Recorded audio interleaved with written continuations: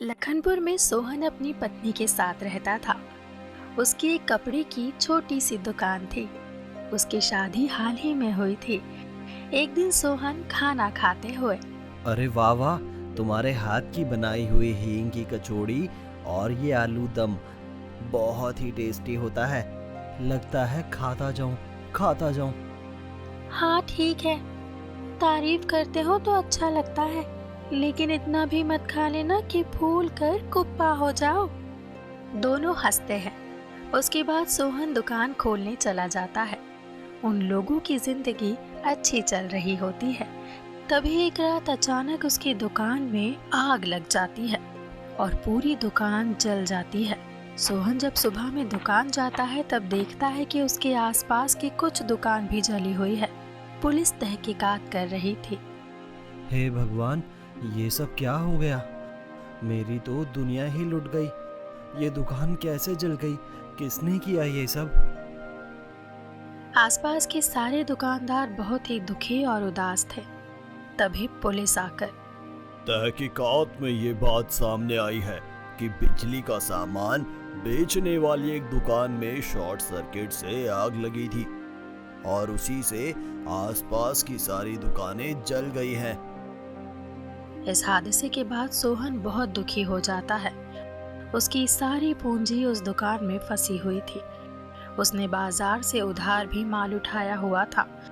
उसके ऊपर काफी कर्ज था। एक दिन होने को कोई नहीं टाल सकता। अब हम कब तक उस दुकान के जलने का शोक मनाएंगे? क्यों ना हम लोग मिलकर कुछ नया करें? तुम तो सारी बात जान रही हो। हाथ में एक पैसा नहीं है, उस पर से कर्ज भी बहुत है। बाजार में अब मुझे उधार भी कोई नहीं देगा, फिर मैं कौन सा व्यापार करूं? सुनो जी, मेरे जेवर किस दिन काम आएंगे? चलो हम उन्हें बेचते हैं। लोगों का उधार भी चुक जाएगा और हम कोई नया बिजनेस शुरू कर लेंगे। तुम्हारे जेवर? नहीं, ये ठीक नहीं है। मैं ये नहीं कर सकता। नीना सोहन को समझा बुझाकर उसे गहने बेचने के लिए तैयार कर लेती है। दोनों जाकर सारे जेवर बेच आते हैं। सोहन लोगों के उधार चुका देता है। उसके बाद हमने तुम्हारे सारे गहने भी बेच डाले, फिर भी उधार चुकाने के बाद हमारे पास बहुत कम पूंजी बची है। इससे हम क्या ही कर पाएंगे? सुनो जी, मेरी कचौड़ी और आलू दम की तुम यूं ही तारीफ करते रहते हो। यह सच में बहुत अच्छा बनाती हूँ। हाँ, बनाती तो हो। तो फिर क्यों ना हम एक छोटी सी दुकान कचौड़ी और आलू दम की खोले? ये काम तो कम पूंजी में भी हो सकता है। सोहन को यह आइडिया बहुत पसंद आता है। दोनों मिलकर बाजार से सामान लाते हैं और हींग वाली कचौड़ी और आलू दम बनाने की तैयारी शुरू कर देते हैं। सोहन अपने कपड़े की दुकान को कचौड़ी सब्जी की दुकान में बदल देता है। वो लोग घर से आलू दम बना कर लाते हैं और नीना गर्मा गर्म कचौड़ी तलने लगती है। कचौड़ी और आलू दम की सौंधी सौंधी खुशबू लोगों को बहुत आकर्षित करती है और उसकी दुकान पर लोग आने लगते हैं।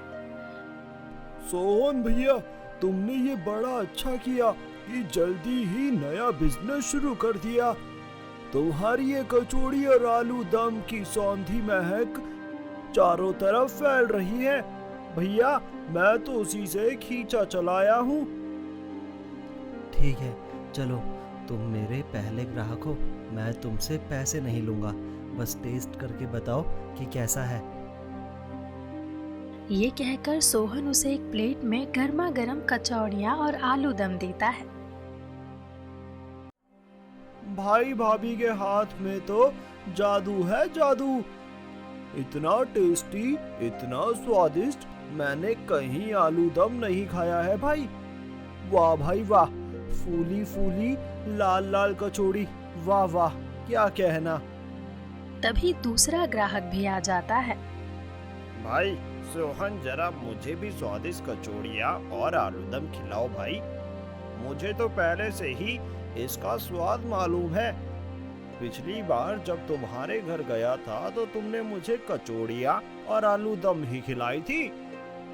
सोहन उसे भी एक प्लेट कचौड़ी और आलू दम देता है। अरे वाह भाई, क्या स्वाद है। भाभी जानती है, पहले मैं सोहन से जलता था कि इसे रोज इतनी स्वादिष्ट कचौड़ी और आलू दम खाने को मिलता है, लेकिन अब तो मैं भी रोज रोज खा सकता हूँ। ये सुनकर सभी हंसने लगते हैं। सोहन की कचौड़ी आलूदम की दुकान चल निकलती है।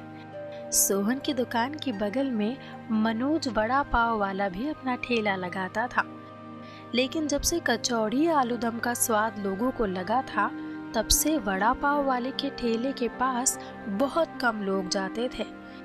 ये सब देखकर मनोज को बहुत जलन होने लगी थी। देखता हूँ कि कब तक सोहन की दुकान चलती है। मैं एक दिन इसकी दुकान बंद करवा कर रहूंगा। अब मनोज हमेशा इसी ताक में रहता कि किसी दिन इसकी दुकान खाली मिले या फिर पति पत्नी में से कोई एक ना आए। एक दिन जब नीना कचौड़ियाँ तल रही थी, तभी उसके सिर में दर्द शुरू हो जाता है। देखो जी, आज मेरी तबीयत कुछ ठीक नहीं लग रही है। मैंने सारी कचौड़ियाँ तल दी हैं। अगर तुम कहो तो घर थोड़ा पहले चली जाऊं। अरे, इसमें पूछने की क्या बात है। तुम्हारी तबीयत ठीक नहीं लग रही है तो तुम घर जाकर आराम करो, मैं यहाँ संभाल लूंगा। देखो, जरा ठीक से जाना। नीना घर चली जाती है।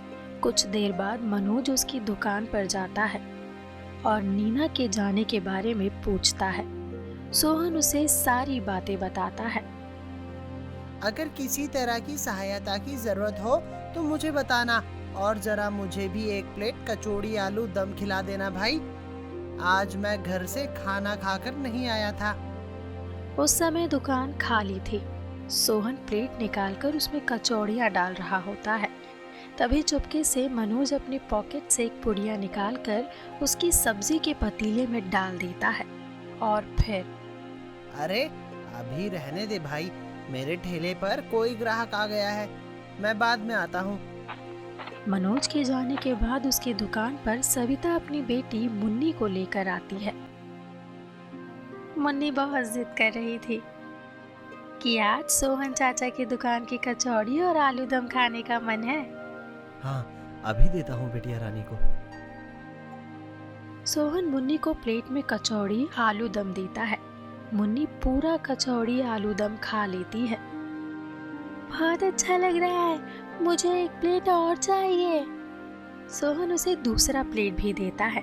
मुन्नी फिर से खाने लगती है। तभी, मम्मी मम्मी पेट बहुत दर्द कर रहा है। इतना कहते कहते उसे चक्कर आता है और वो वहीं गिर जाती है। अरे मुन्नी, मुन्नी क्या हुआ? मेरी मुन्नी को क्या हो गया? सोहन जाकर मुन्नी को गोद में उठाता है और, भाभी चलिए, इसे अस्पताल लेकर चलते हैं।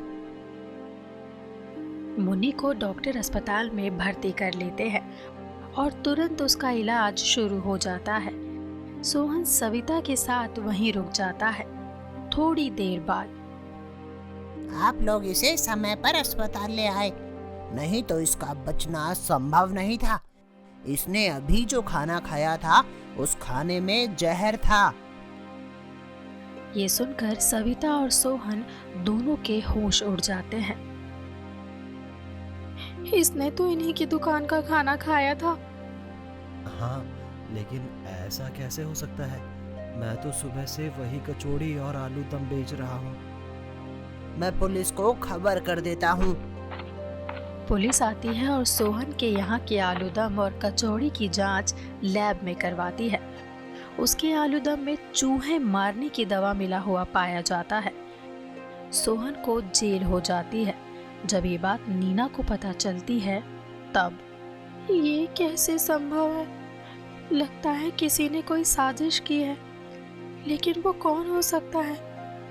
मुझे अभी जाकर सोहन से बात करनी होगी। वो जेल में जाकर सोहन से मिलती है और उससे पूछती है कि उसके जाने के बाद क्या क्या हुआ। सोहन उसे सारी बातें बताता है। मुझे तो दाल में काला लगता है, ये सब मनोज का किया धरा है। वो हम लोगों से शुरू से ही जलता है। लेकिन अब हम ये बात कैसे साबित कर पाएंगे? मैं कुछ करती हूँ।